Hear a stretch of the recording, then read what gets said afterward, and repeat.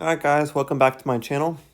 Today we're going to review ChainX. It is a cross-chain platform that will bring, it'll be a bridge into the Polkadot ecosystem.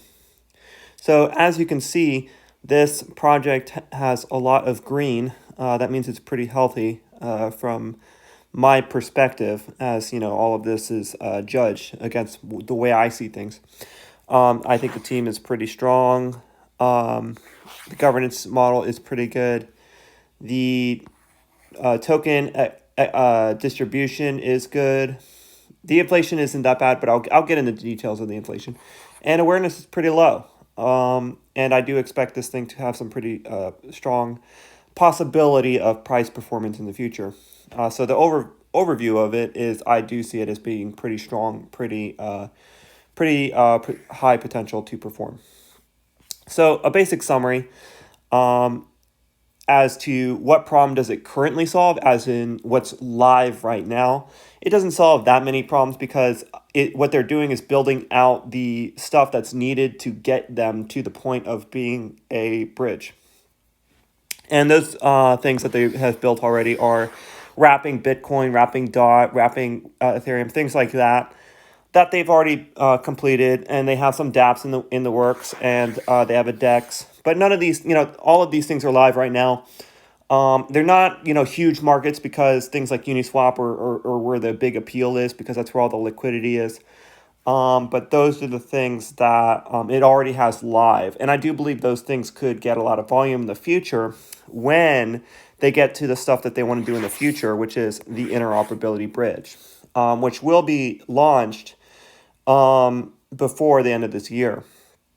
So one of the things that has me very bullish on this project, and even when I became aware of it, I doubled my position. From what I was initially going to put in, I put in a lot more because I started getting a concept in my mind of what potentiality this project could fill. So they made a partnership with Filecoin, which I don't want to get too deep into the woods on what Filecoin is, but in essence, it's another trustless solution for data storage. And what that means is this project will allow for Filecoin to port with ChainX into the Polkadot ecosystem, allowing for Polkadot and any application on Polkadot to have all the data storage that it is willing to pay for, all the data storage that it needs. So that could be part of this Web3 infrastructure that Polkadot wants to be. The new Web3 is what Polkadot wants to be. And thus, Polkadot will likely subsidize a project that is part of its infrastructure. If something's valuable to the Polkadot system, Polkadot will subsidize it to take one of those expensive parachain slots. There's not an infinite number of slots, but I do believe that Polkadot will vote to subsidize any slot and give a permanent position to something that fills an infrastructure role. And that's what it looks like this project is going for. And another note as to whether or not these guys could achieve it is they are on the front page of Polkadot. So that's another thing to consider. So it's very possible that they will get a free support on the DOT ecosystem. But, nothing like that is guaranteed at all. So how could they justify a $1 billion market cap? Anything that wants to justify a $1 billion market cap needs about $1 billion a day in traffic, or about 66 million in income on an annual basis. And where I get that number from is if something was taking 1% of the traffic on it, there you go. There's your 666 million traffic that in a year. So roughly $1 billion. I'd just say roughly $1 billion. Like Celsius project, for instance. I still think Celsius is undervalued because they have more than $1 billion in assets. It's just the natural number of things. They formed something called the PDE ratios that are natural, which is 1 to 15. And from that number is where I get all this from. And so if it was completely supported by transactions, they would need 500 million transactions a day to support by transactions. But I don't see that being where they're going to get most of their income from. I see it, they said they don't see that either. They see it from fees and fines from the platform. And if they provide a valuable service, I could definitely see $1 billion of traffic a day. Uniswap does about 1 billion. Or actually, yeah, Uniswap does about 500 million in traffic, but when all of this stuff really gets going, when crypto really gets going, I could easily see the Polkadot system having this bridge. And this is one bridge, guys. So it's one bridge to the all external world, and it might capture a significant amount of that bridge into the Polkadot system. That'll easily be over $1 billion in value. And thus this project could have over $1 billion market cap, which from here is about a 20x return. But nothing I say is investment advice. So does the team have a track record for showing that they can deliver? Tendui Shi Zongguoren. So basically they're a Chinese team. I am learning Chinese right now. I need to improve. But yes, they are Chinese, and it was difficult for me to get a lot of information, but I did find out some critical components about the team, such as that they come from 8-bit, BTC, Bytum, and Eris. These are startups. And so, yeah, the team shows that they have a record. Bytum actually reached $1 billion market cap in the hype of the previous crypto run, so you can take that for what you will. So they have started a $1 billion entity, whether it was due to hype or whatever. Doesn't matter. They have that experience creating a $1 billion entity, and this project is at 60 million right now, fully diluted. Okay, so whether a project's valuable to us or not, we want to consider two things. Does the token used for their services, and do they have a lot of room for growth in their market? Is the market they're going for have plenty of value to capture? I'd say yes.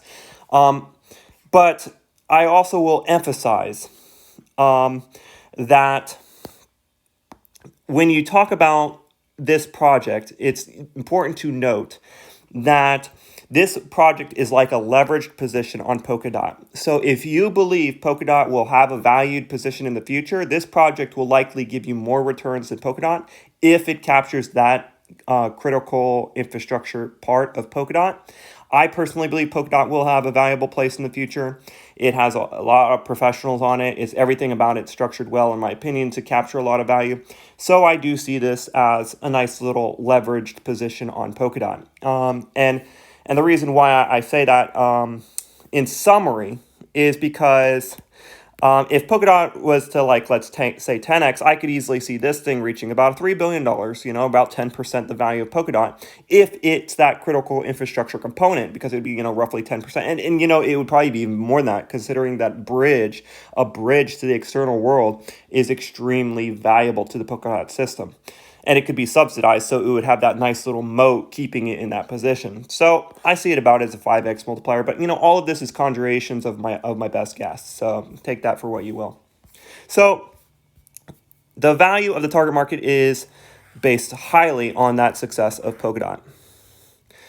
And as for the token used for services, it's used for governance, the proof of stake consensus mechanism, mining fees, collateral for the nodes, and the more locked up PCX you have, the greater chance you have of being a node and getting voiced in and having a higher voice in the network, which is a good token model, from my opinion.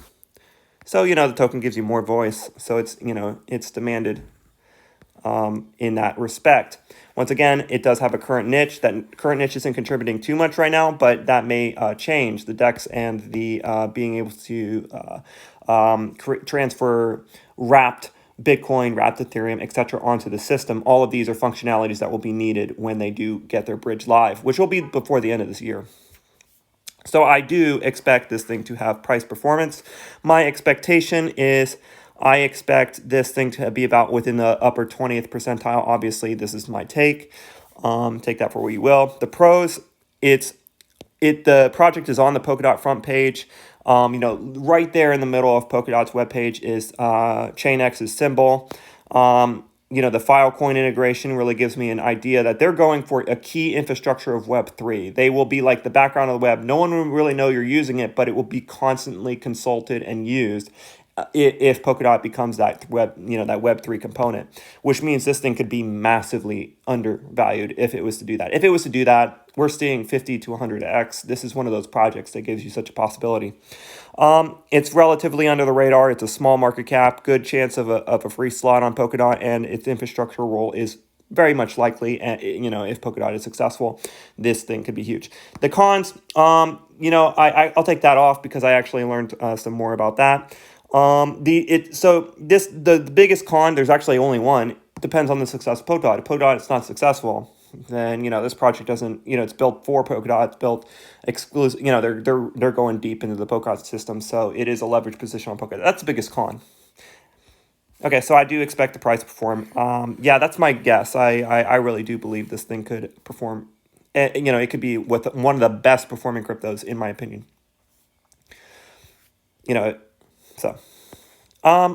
Future market excitement, I expect that to be the case. It's a small market cap, it's relatively unknown, and the liquidity is small, but I'll get into that in future. Current awareness is low. It's before the hype stage. It did pump quite a bit, but once again, from low liquidity, that means there's not a lot of people that created that pump. It was from a few people. So it's relatively unknown. It's not on many exchanges. Hotbit is where I picked up some, and so that's like the only place I could really find it that I was trusting enough to pick it up and then send it to my Math wallet. So that being said, the token is relatively hard to acquire. It's not on any major exchanges. Not a lot of people trust things like Hotbit or these other small centralized exchanges, and with good reason. So. It's not like on Coinbase. It's not on Binance. It's not on any of the big exchanges. So I put that as green. So you're getting in before everybody else if you pick up some. And, the liquidity being very low is kind of speaking to that as well. The team being from China, made it difficult to find anything on Twitter. They do have a WeChat, and I do plan on starting to use WeChat as I learn more Chinese. But for now, it was difficult to pick up that up. The team's information on Twitter, I couldn't find as much, but the project itself has about 16,000 followers. It's one of the smaller ones. That's leaning towards that low awareness. Interestingly enough, on YouTube, the Middle East is talking about it a lot. That's where it had a lot of traffic, and I think they have had some exposure, like 45,000 viewers on Chico Crypto or one of those other cryptocurrency channels. I know that they've talked about it, maybe Ivan on Tech too, so that's like 45,000 people roughly there. But it hasn't been getting a huge amount, and the normal video is like 2,000, so it's pretty under the radar with that. Maybe it has gotten some exposure here and there. The Telegram has about 1/4 the traffic as Polkadot. So all of these are kind of small communities. So leading me to believe, it's before it's got its hype. And that makes sense because this thing isn't live yet. It has some things live, but it's not for its main goal of being, that bridge between Ethereum, between Polkadot and the rest of the world, Ethereum, Bitcoin, etc. Before marketing campaign, they are in developer conferences a lot, and that makes sense because they're in the Polkadot ecosystem. So major upcoming events, I'll get into that right now. So right now in Q4, before this end of the year, they're going to create that big old Polkadot relay chain capabilities. They're going to connect to Polkadot. Polkadot launched recently, and now they're building out those functionalities. You can see these things that are already built, dApps and DEX. And they've already built several of these, MakerDAO, look at that, ERC20s, all these different things connecting into their system. All of these things being built out.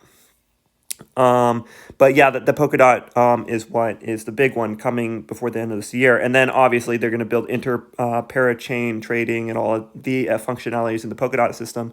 So basically, when you come through the ChainX into the Polkadot system, they're going to give you the ability to do, they're going to give Polkadot the ability to connect to anything that comes on them. And that is honestly amazing. There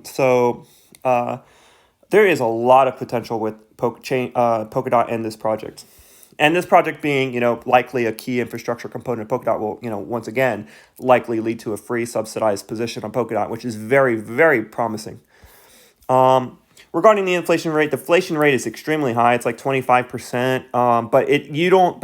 At first I put this as a negative thing. I even said in the Telegram group that, the inflation is a negative factor. But now that I consider it, it's actually not, because if you are a staker, you're entitled to that inflation rate. So that means anyone who holds this token, anyone could be a staker, and anyone is entitled to that inflation. So as a staker, you're not experiencing that. And from a standpoint like this, to explain it simply, you might see the price of the thing go like this over time and then drop like this, but you'll see the market cap go, over time, the market cap will keep going higher, and that represents that growth in the value that you're holding, because you as a staker are getting that inflation. So, and that's what we've been seeing with this project. It's actually just continually going up. From a market cap standpoint, it's pretty strong.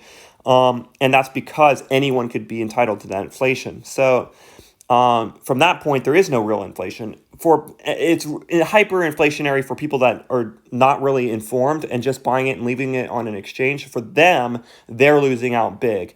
But the people that actually just take the time and effort to stake it, it's not that. It's actually, you're just getting a nice share of this thing. So that being said, and because the inflation is accessible by anyone, it's not the biggest deal. The one threat is centralized exchanges using user funds and just selling them. And we do see some of that, but they do have some protections from that. So it's not that super negative. The inflation is not that detrimental of a thing, and it's controlled by the token holders. This project is controlled by the token holders, and when that's the case, we can see that they're going to choose the optimal level.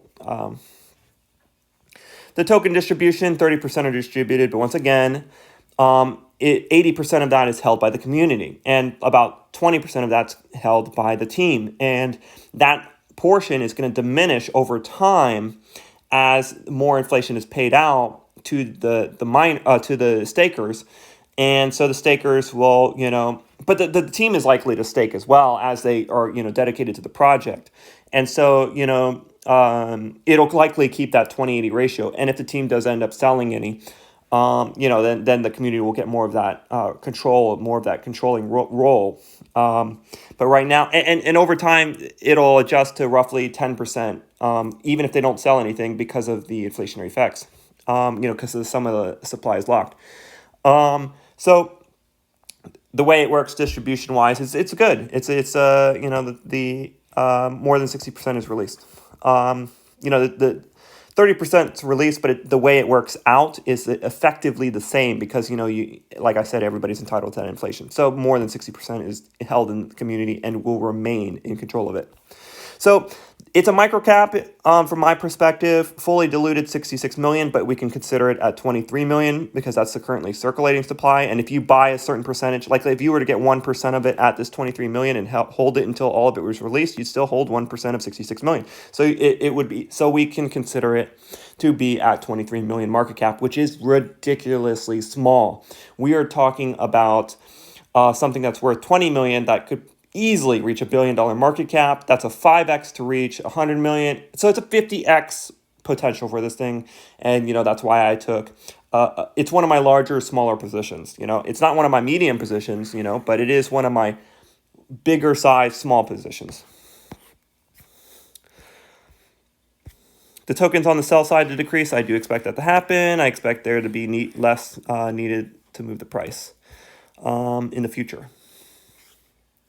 So it's not it's going relatively sideways price-wise. It did go up massively, it's up a lot. But the reason why I don't really consider it, it's still like a $24 million market cap. And when I bought in with my small amount of buy orders, I was moving the market. I was moving the market 2-3%, just buying my small, tiny little positions. So this thing is far from where it could be.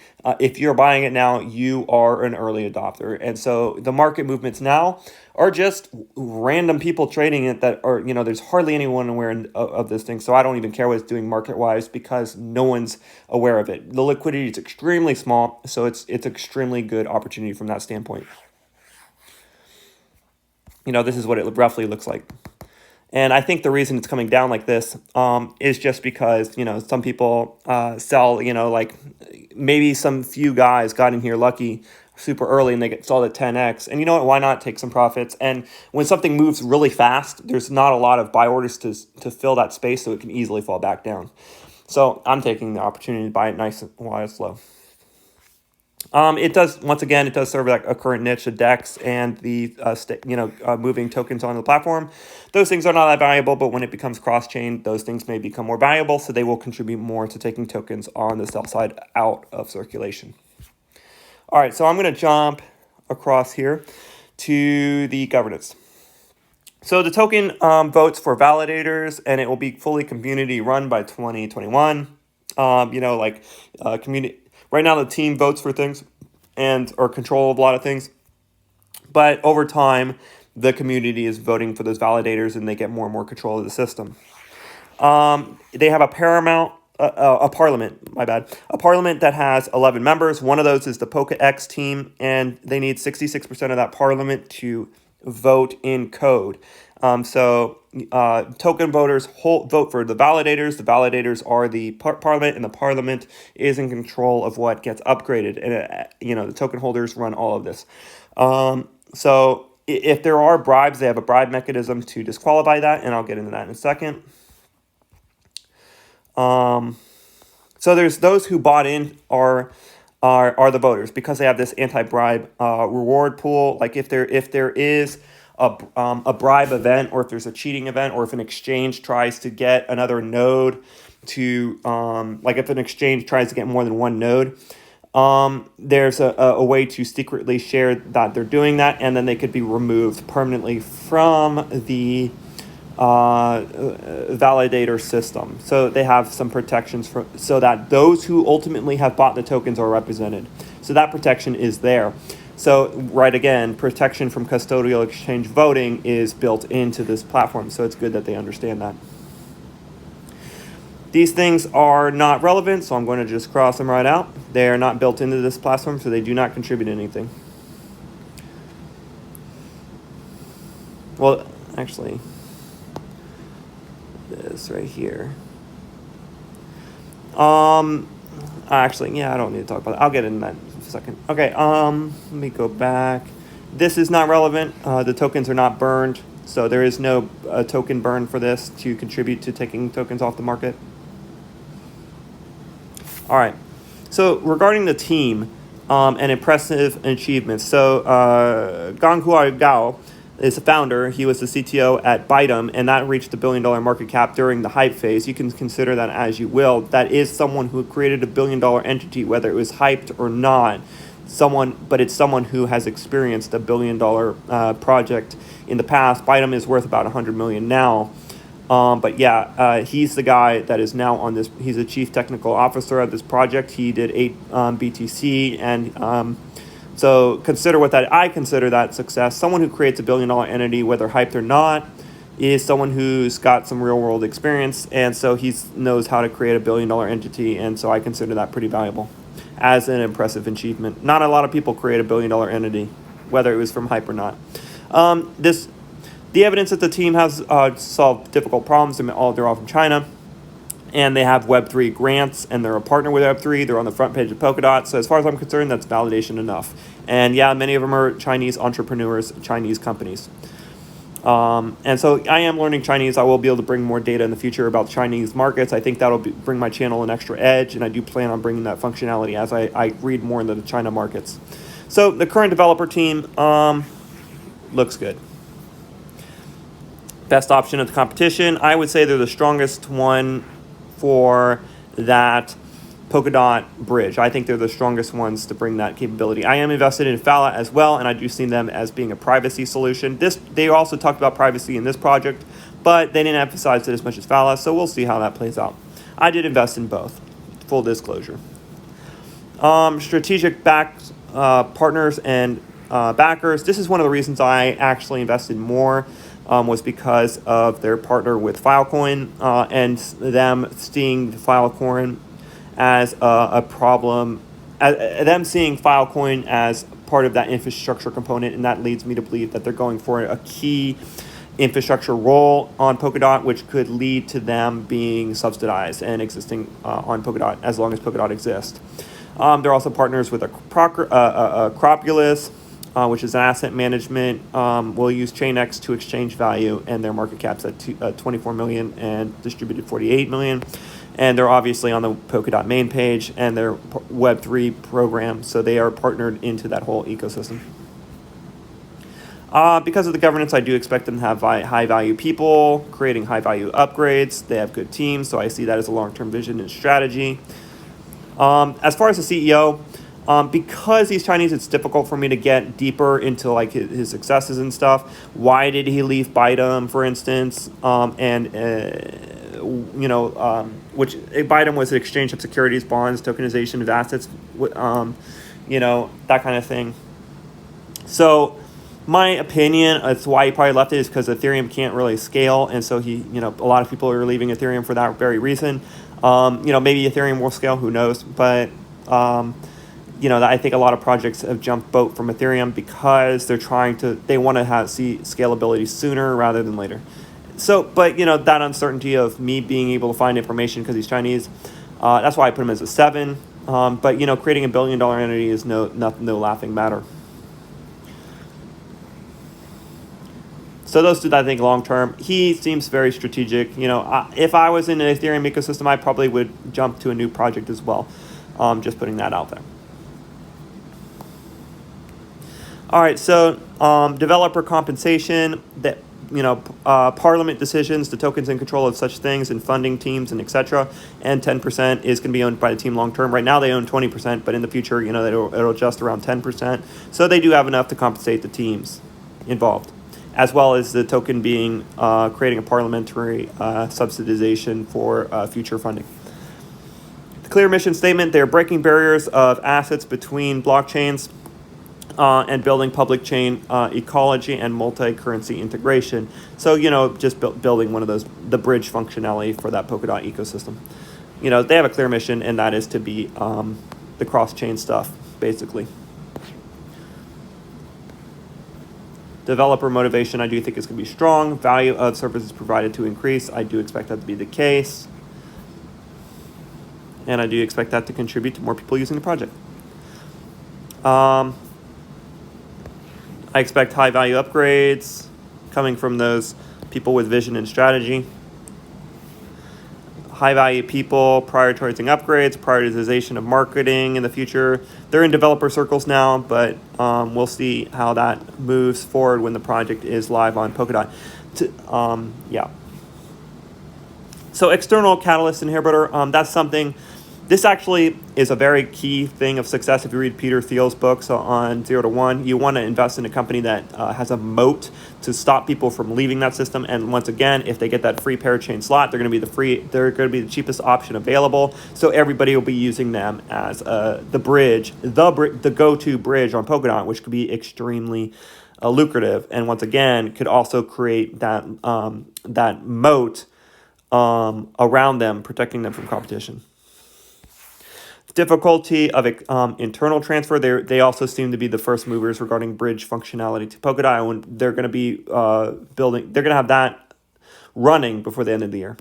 So they're about the first movers. So the first movers don't really have to worry about internal transfer because they will be the first mover. And so that often does lead to you capturing market right away. So that looks pretty strong. Internal transfer catalyst.